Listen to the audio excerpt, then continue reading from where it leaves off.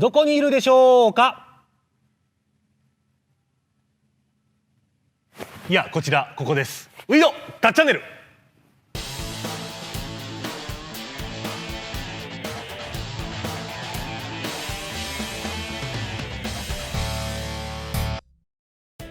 こんにちは、ういどタッチャンです。今回で54回目なんですけれども、今回はこの185のハイラックスタッフのよくある質問をまとめてみました。こちらの方をお届けしたいと思います。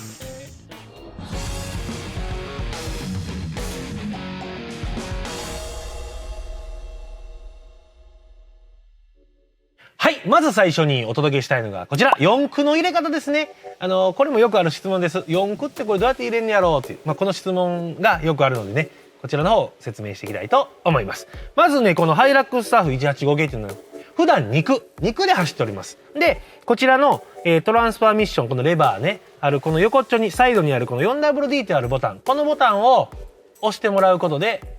カチャンと四駆に切り替わるという、本当に簡単な操作でね、四駆にできるシステムになってます。この四駆なんですけども、時速100キロ以内でオンオフが可能になっております。100キロ以内でポチッとこのボタンを押してもらうと四駆に切り替わります。カチャンってね。でまた100キロ以内でボタンをオフにしてもらうとカチャンって言って肉に戻ります。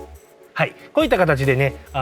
ンオフってボタン一つで肉から四駆から肉に切り替えることができます。あとですね、もちろんこれ止まってる時でもポチッと押してもらっても大丈夫です。ただ車が進まないと四駆にはカチャって切り替わらないんで、そこだけなんですけども、止まってる時でもオンオフは OK です。はい、続きましてね、この四駆なんですけども、この先ほどボタンで四駆肉ってあったと思うんです。じゃあこのレバーなんですけどね、これトランスファーレバーって言いまして、四駆で走行中、もっとこう力の必要なところを走るときにトルクアップね、パワーアップのレバーになってます。でこれの操作の方の説明をさせてもらいたいと思います。これなんですけども、2駆から4駆っていうのはボタン一つで走行中走りながら OK だったんですけども、このレバーは走りながらは絶対に入れないでください。ガリガリガリってなって壊れちゃうんでね。これの入れ方なんですけども、まず、ドライブでね、四輪駆動で走行中、一旦その場で止まっていただいて、ドライブからニュートラルに入れてください。ニュートラルに入れてからこのレバーを入れてもらうと。そしてまたドライブに切り替えて発進。こういう手順になっております。本当にこの走りながらだけ気をつけてください。で、この説明させてもらってるんですけども、どうやったっけって急にね、どうやったっけって思い出せないっていう時はね、安心してください。こちらね、ハイラックスタッフのこのサンバイザーかな、このサンバイザーのところ開けてもらうとね、ここにねトランスファーの説明もね書いてますんで、急遽の時はペロンとめくっていただいて、ここを読んでいただくときっちりとこの操作方法も書いてありますので、ぜひこの辺もチェックしてみてください。はい、続きましてね、これもよくある質問なんですけども、すいません、シートベルト刺してるんですけど刺さらないんです。場所が左の後ろの座席なんです。シートベルト刺さらないんですってよく電話があるんですけども、こちらも紹介していきたいと思います。まずこちらね、こういった形でシートベルトキャッチャーがこうついてるんですけども、通常左のこの後部座席、これシートベルトのベルトありますよね。こっちですよね。2個あったらこっちですよね。はい、刺さんないんですよね。あれと思うでしょ。これ実はね、こう並んでるうちの奥側のこちらがこういった形で、正解はこうなんですよね。じゃあこれはってなるんですけども、このハイラックスタッフは、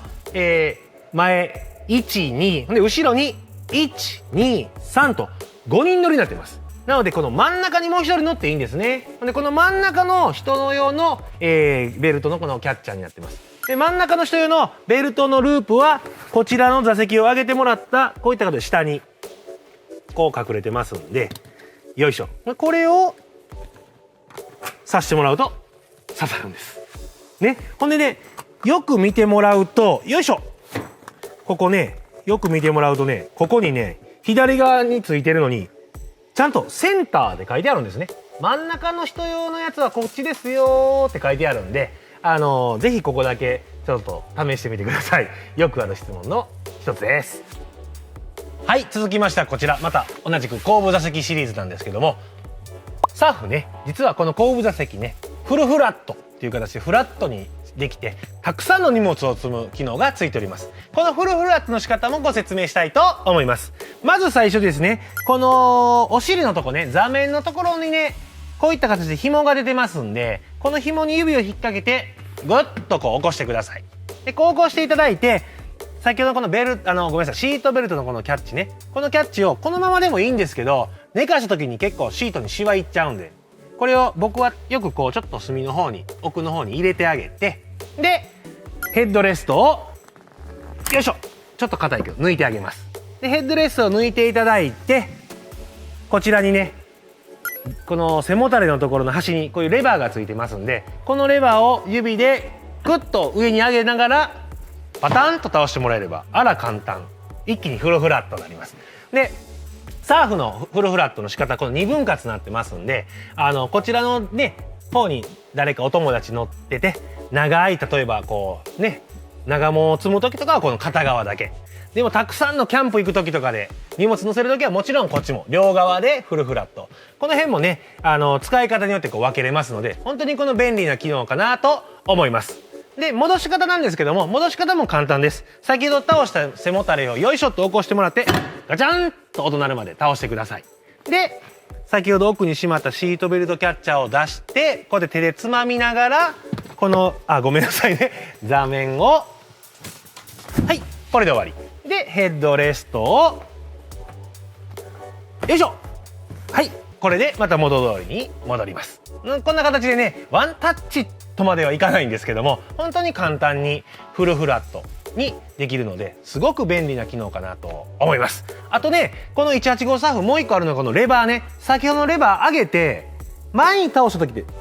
いきますけど、実はね後ろに倒すとこんなぐらいまでリクライニングもできます。なのでね、ちょっと大人の方乗る時とかこのリクライニング機能を使うとすごく乗りやすい、すごい優れた後部座席になってます。